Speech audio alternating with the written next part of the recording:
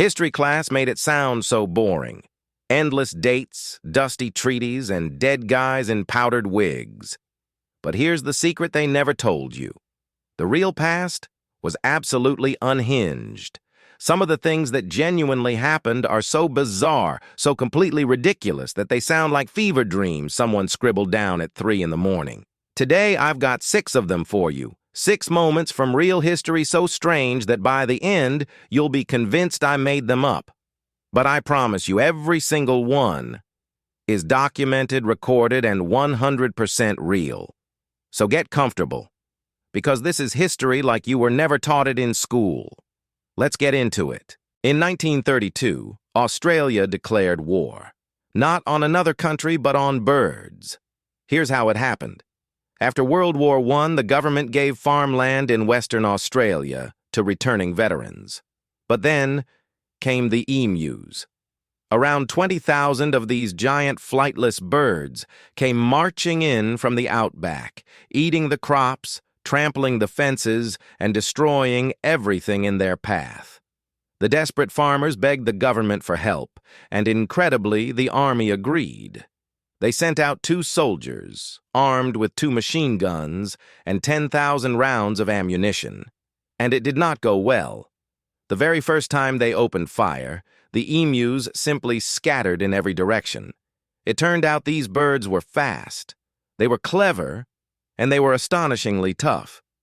Witnesses said bullets seemed to bounce right off them, and one officer compared the emus to armored tanks. They split into small groups, making them nearly impossible to target.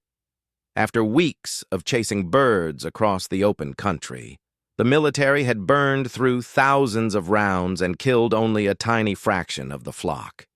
Humiliated, they withdrew. The emus, technically, had won. Australia had lost a war to a flock of birds, and the farmers were left exactly where they started. In July of 1518, in the city of Strasbourg, a woman named Frau Trophea stepped out into the street and began to dance. There was no music. There was no celebration. There was no reason at all. She just danced. And here's the disturbing part. She didn't stop. Not for hours. Not for days. She danced until she collapsed, rested, and then got up and danced again. Within a week, dozens of other people had joined her, seemingly unable to control their own bodies. And within a month, around 400 people were dancing uncontrollably in the streets of Strasbourg. This was not a party. People were dancing themselves to the point of total exhaustion, and according to the records, some of them actually died from strokes, heart attacks, and sheer exhaustion. The local authorities were baffled, and their solution was perhaps the strangest part of all.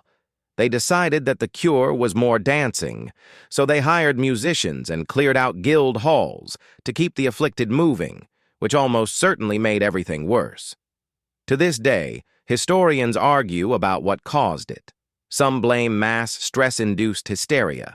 Others suspect poisoning from a moldy grain fungus. But no one knows for certain.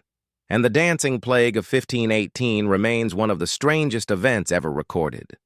On the 17th of October, 1814, in the heart of central London, a giant vat of beer exploded.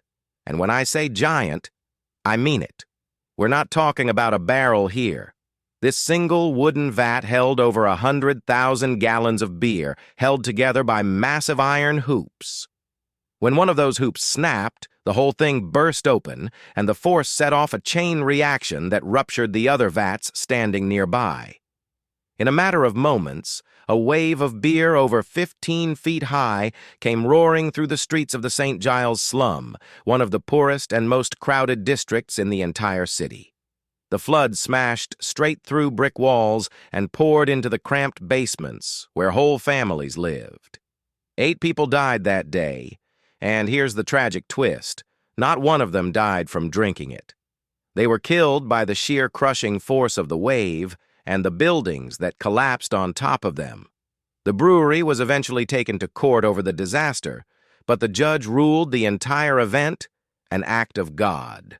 And so, legally, no one was held responsible.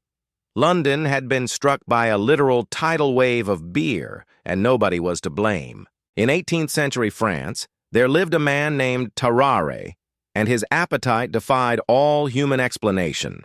Even as a teenager, he could reportedly eat a quarter of a cow's body weight in a single day. He would swallow corks, stones, and even live animals completely whole.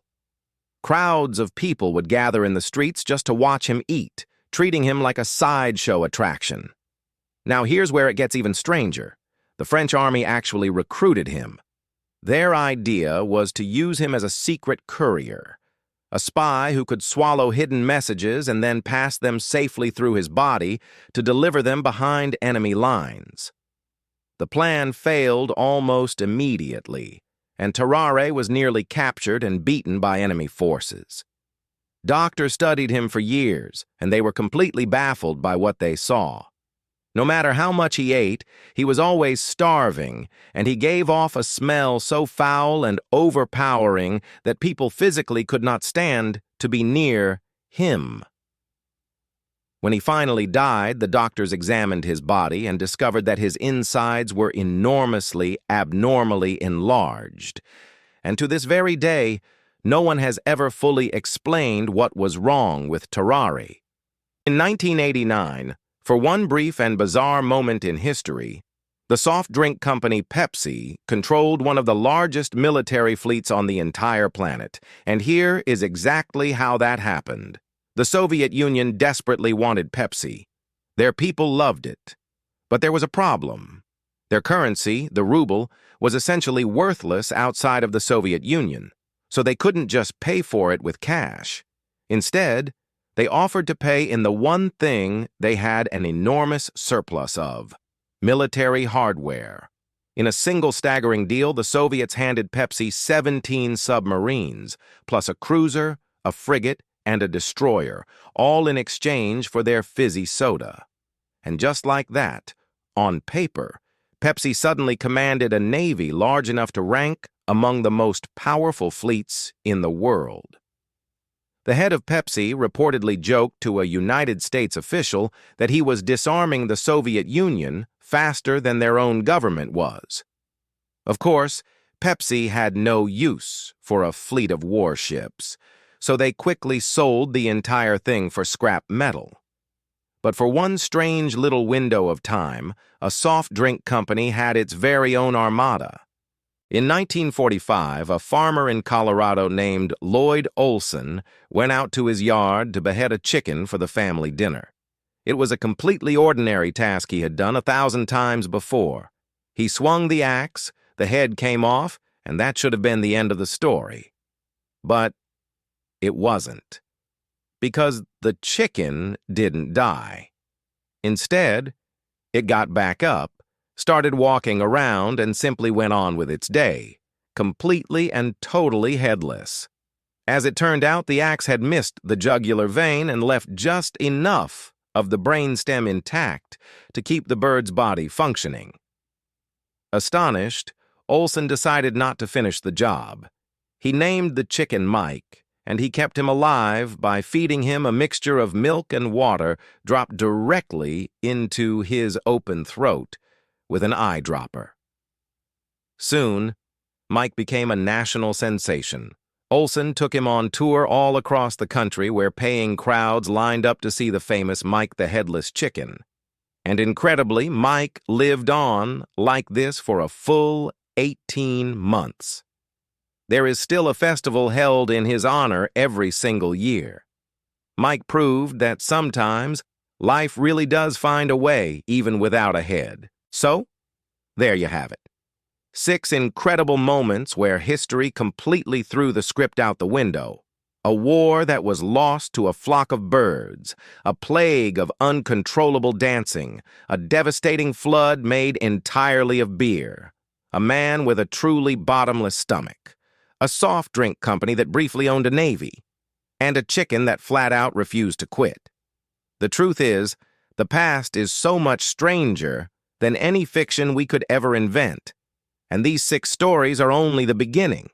So if your brain just got a little bit weirder watching this, then you are absolutely in the right place. Make sure you subscribe, because I dig up the history they never taught you in school, every single week. And before you go, tell me down in the comments, which one of these 6 did you flat out refuse to believe? I'll see you in the next one.